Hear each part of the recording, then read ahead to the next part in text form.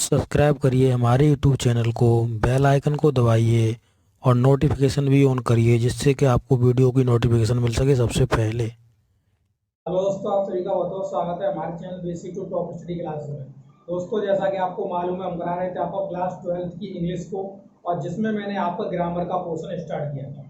Direct indirect आपका चल रहा है, ठीक है। उसमें आपका असर्टिव सेंटेंस, इंटरोगेटिव सेंटेंस का सेकेंड टाइप अब आएगा वीडियो में। इससे पहले मैंने फर्स्ट टाइप करा दिया था। आज का जो ये वीडियो होने वाला है वो आपका कुछ हटके होने वाला है, यानी ईडियम एंड फ्रेज का आपका वीडियो में एक अलग से दिया करूंगा, जिससे कि आप इन्हें अलग से लिखकर याद कर सकें, अच्छी तरीके से इन्हें सेंटेंस बनाना सीख सकें। ठीक है, तो आपको अलग से ये वीडियो अब मिला करेगा। ठीक है, जैसे ही आपको ये वीडियो मिलेगा, जैसे 4 बजे मिलता है आपको पर डे, ठीक है, तो वही आपको ये 5 बजे आपको ये वीडियो मिलेगा। ठीक है, तो आपको उससे 1 घंटे आगे या 1 घंटे पीछे में ये कर दिया करूंगा। 1 घंटे चलो आगे कर दूंगा, 3 बजे कर दूंगा। ठीक है, तो 3 बजे आपको ये मिल जाएगा रहेगा, 4 बजे आप ग्रामर का पोर्शन मिल जाएगा रहेगा उसी का, डायरेक्ट इनडायरेक्ट का। और देखिए, कोशिश करना है कि आपको ये जो इडियम एंड फ्रेज है उन्हें रट्टा नहीं मारना है, उन्हें समझना है, समझकर उन्हें सेंटेंस में कन्वर्ट करना है। जब तक आप समझ के सेंटेंस में कन्वर्ट नहीं करते तब तक आपको वो समझ में नहीं आएंगे अच्छी तरीके से। ठीक है, तो आज का वीडियो आपके लिए बहुत ही इंपॉर्टेंट होने वाला है, तो वीडियो को अब तक देखते रहिए। ठीक है, चलिए चलते हैं, वीडियो स्टार्ट करते हैं। देखिए, पहला क्या दे रहा है इडियम एंड फ्रेज। इससे पहले मैंने 3 करा दिए थे, आज नंबर है 4 का। ठीक है, तो कह रहा है अ बोल्ट फ्रॉम द ब्लू। ठीक है, अ बोल्ट फ्रॉम द ब्लू, ये आपका इडियम्स हो गया।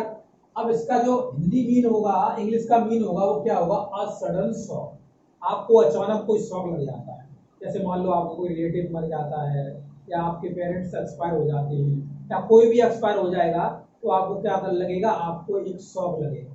ठीक है, शौक लगता है। अब जो क्या होता है, अप्रत्याशित दुखद घटना होती है।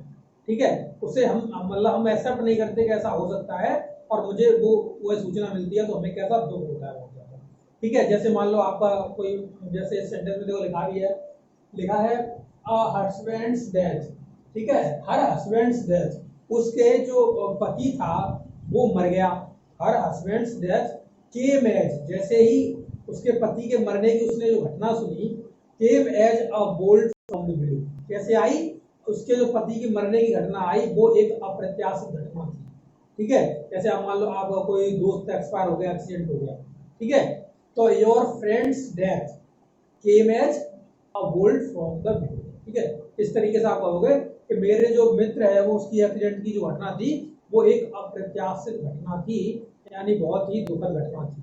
ठीक है, तो उसे आप ऐसे कह सकते हो। इस तरीके से किसी की भी घटना हो जाए, कोई मर जाए, या मान लीजिए किसी का एक्सीडेंट हो गया, या मान लीजिए आप कहीं एग्जाम में फेल हो गए, तो ये भी तो एक तरह से बहुत ही आपने एक्सेप्ट नहीं किया था कि हम फेल हो सकते हैं, और आप फेल हो गए चांचक, तो आप ऐसे भी कर सकते हो। ठीक है, तो इस तरीके से आप कोई भी सेंटेंस बनाइए, किसी को मार दीजिए या फिर किसी को चोट लग जाएगी बहुत सारी। ठीक है, तो आप कुछ भी जो भी करना है कर सकते हो।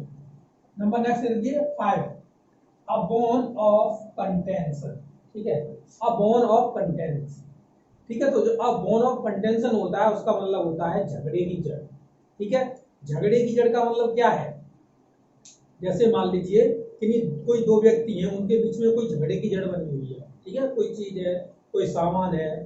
ठीक है, या मान लीजिए कोई कहीं खेत है। ठीक है, या कोई मकान है, कुछ भी मान लीजिए जो तो आपकी इच्छा करती है। ठीक है, तो ये क्या हो जाएगा? Dispute, cause of dispute. Cause of dispute का मतलब झगड़े की जड़ हो गया। ठीक है, तो झगड़े की जड़ हिंदी में भी लिखा हुआ है।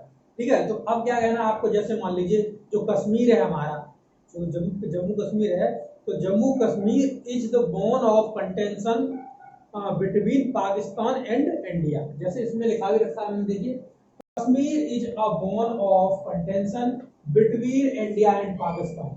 जो कश्मीर है वो भारत और पाकिस्तान के बीच की क्या है? एक झगड़े की जड़ है कश्मीर।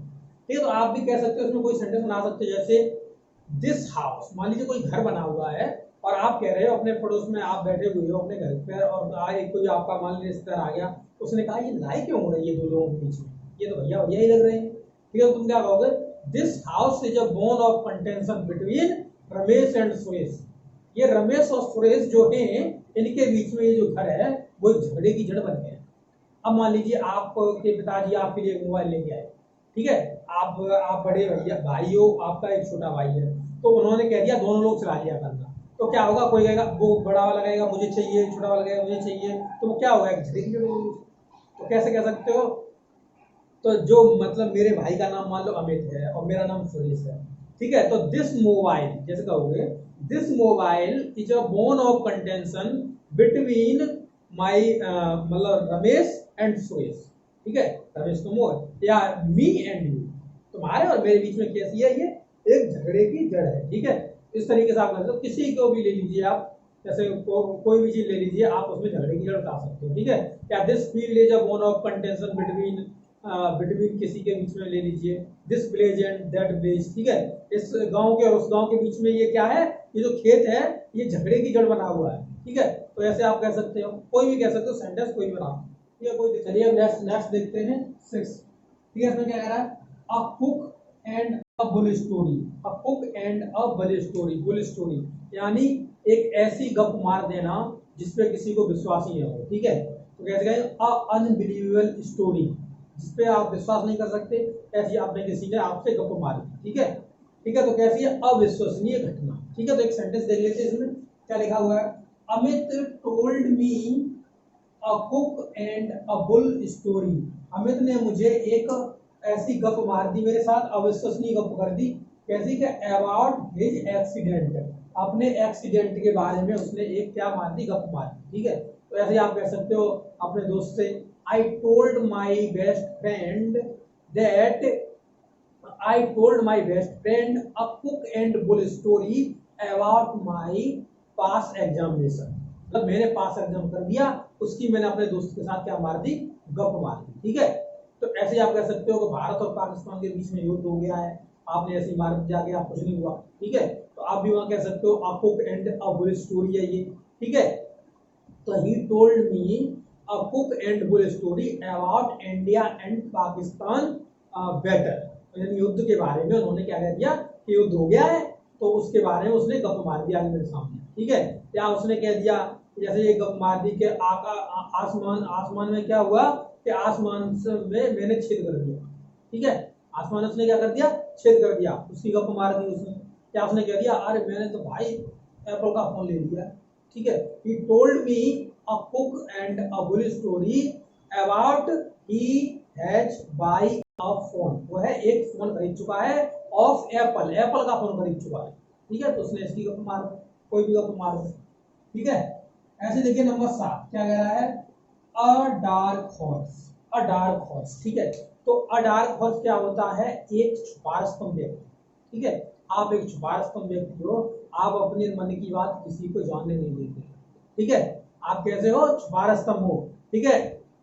तो आपने छुपा स्तंभ हो तो आप अपने मन की बात किसी को बात जानने नहीं देते होगे, ठीक है। तो इस तरीके के एक सेंटेंस को देख लेते हैं हम, देखिए क्या लिखा हुआ है, Krishna stood first in the class turned he turned out a dark horse, ठीक है। कृष्णा ने क्या किया, कृष्णा अपने क्लास में कैसा आ गया, फर्स्ट आ गया, तो उसने वो कैसा था, उसने कैसा रोल निभाया वहां पे, कि एक डार्क हॉर्स का निभाया, यानी एक छुपा स्तंभ का निभाया, ठीक है। तो मैं भी कह सकते हैं, you are a dark horse, you you do not tell me your story, तुम अपनी कहानी नहीं बताते हो मुझे, ठीक है। या तुमने अपने सफलता का सीक्रेट हमें नहीं बताया था, ठीक है। तो you did not tell me your you did not tell me your success secret, ठीक है। आपने क्या किया, आपने अपने सक्सेस का सीक्रेट हमें नहीं बताया था, ठीक है। तो you are a dark horse, तुम एक कैसे हो, एक डार्क हॉर्स हो, तुमने अपनी सक्सेस का जो फॉर्मूला था वो मैंने नहीं बताया। तुम कैसे 18 घंटे पढ़ लेते हो, ठीक है। तुम कैसे 18 घंटे पढ़ लेते हो भाई, तुम तो एक डार्क हॉर्स की तरह लग रहे हो, तुम तो एक डार्क हॉर्स छुपा समझो, 18 घंटे पढ़ते हो, मुझे तो बताते ही नहीं, ठीक है। आप ऐसे कह सकते हो, ठीक है। आप कोई भी व्यक्ति है जो कुछ मतलब कोई चीज वो उसके पास है, वो आपको नहीं बता रहा है, वो कह रहा है से, ठीक है। आप बहुत होशियार हो गए हो, आपने अपने क्लास में अच्छे खासे नंबर लेके आए, आप पर आपने कभी चुनाव नहीं दिया तो मैं कुछ जानता हूँ, ठीक है। तो डार्क हॉर्स की तरह आप कम कर रहे हो। लास्ट लास्ट देखिए, अ डॉग इन द मेंजर, ठीक है। अ डॉग इन द मेंजर का मतलब क्या होता है, समवन हु हैज समथिंग कोई व्यक्ति है जिसके पास कुछ है, which he does not let others have it, और वह दूसरों को पता न चलने दे कि मेरे पास कुछ है। ठीक है, यानी अपने ज्ञान को दूसरों को मालूम न पड़ने दे वो व्यक्ति। ठीक है, ऐसे हिंदी में लिखा है, एक व्यक्ति जो अपनी योग्यता पाने से दूसरे को रोकता है, यानी अपनी योग्यता पाने से दूसरे को रोकता है। अब जैसे मुझ में योग्यता है, मैं पढ़ा लिखा हूँ, मैं चाह रहा हूँ कि आप क्लास 12th वाले स्टूडेंट्स की हेल्प हो जाए मेरी तरफ से, जो कुछ भी हो पाए। ठीक है, तो मैं क्या करूँ, मैं अपनी जो मतलब जो भाई एलिजिबिलिटी है, तो मेरा क्राइटेरिया है कि मैं इतना पढ़ा हूँ, इतना जानता हूँ, फिर मैं आपको कुछ नहीं दूँ नॉलेज, तो फायदा ही क्या उसकी। मतलब मैं अपनी जो नॉलेज है मैं दूसरों को शेयर नहीं कर रहा। ठीक है, तो आपको मान लो आपका दोस्त बहुत होशियार है और वो मैथ में होशियार है, और आपने कहा भैया एक सवाल बता दो, तो वो आपको सवाल ना बताए। क्या करे, अपनी जो योग्यता है उसकी वो आपको कभी सो ही ना पाए। ठीक, तो उसी को कहते हैं क्या, उसी को कहते हैं अ डॉग इन द मेंजर। ठीक है, अ डॉग इन द मेंजर। ठीक है, you are a dog in the manger, you never tell me this question, how can you solve it. ठीक है, आपने मुझे कभी नहीं बताया कि ये क्वेश्चन आप कैसे हल कर लेते हो, आप तो ये कैसे हो, आप तो अपनी जो योग्यता है वो किसी बताना नहीं चाह रहे।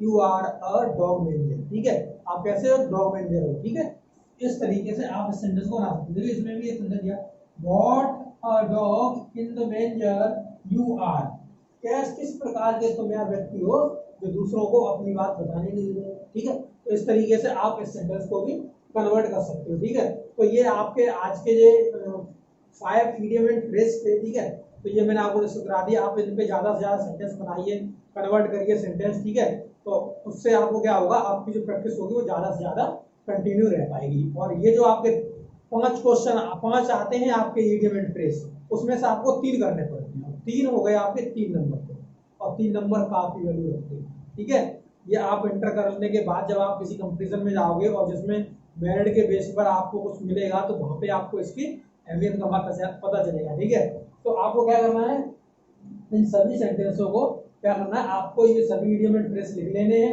उसके बाद अपने सेंटेंस कन्वर्ट करने हैं। इसका स्क्रीनशॉट ले लीजिएगा। ठीक है, इस तरीके से आप इन्हें लिख लेना है। तो चलिए इस वीडियो में रहने देते इतना ही, अगली वीडियो में मिलेंगे। ठीक है, thank you for watching video.